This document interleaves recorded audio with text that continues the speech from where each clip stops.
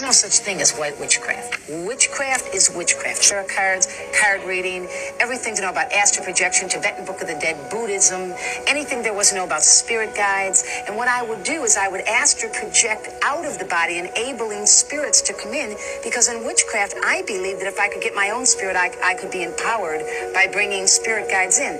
Now understand, I was of the mind that these spirits that were coming in, spirit guides, were nice. I became very, very studious about astrology, witchcraft, card reading, and that card reading became my niche.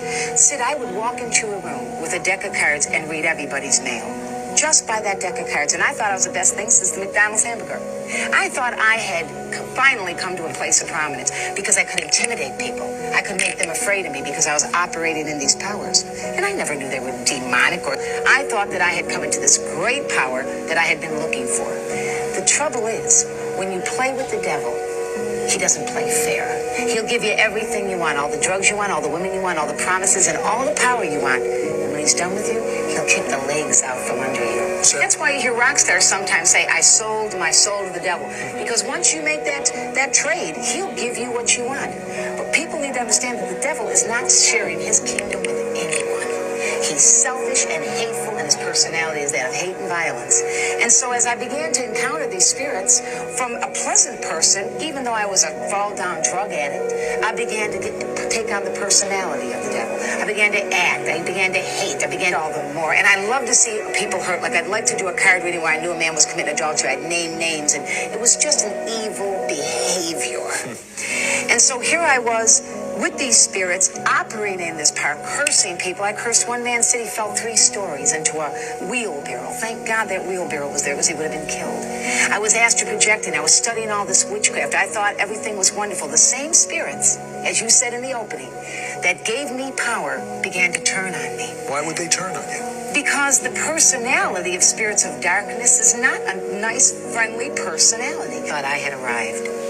But as these spirits began to turn and to torment, the same spirits that gave me power to read cards and astral project and operate in the solical power, the psyche power, would turn on me. As if all of a sudden the same voices that would say, this man is committing adultery, or this woman steals at work, or this girl's going to get married last year, when I was reading cards, would now say to me, you should die.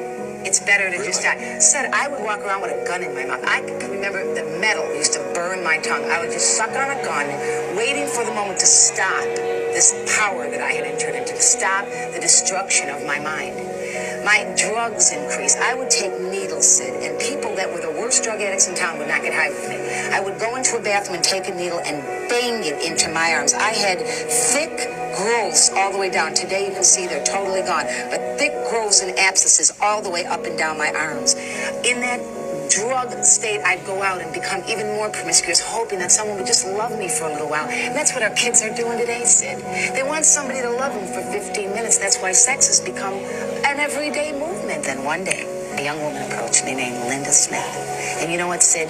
She really believed in the power of God. She walked the walk and just didn't talk the talk. A lot of people talk the talk, but they don't walk the walk. And Linda just showed the love of God in the way she acted. She didn't come out with all these spiritual lingo. She said, a man to me, a man that didn't rape you, beat you, use you, put you on the streets and stick needles in your arms. A man that was the Son of God who loved you for the way you are, not for 15 minutes. Church, you took me up to Pastor Why did you go to church? Because I was dying.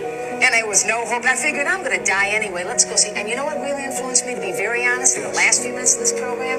She acted like a person who didn't just put on a facade of Christianity. She lived it. She walked it. She didn't want to impress anybody, Sid. She wanted to introduce to a dying, demon-possessed, trapped witch.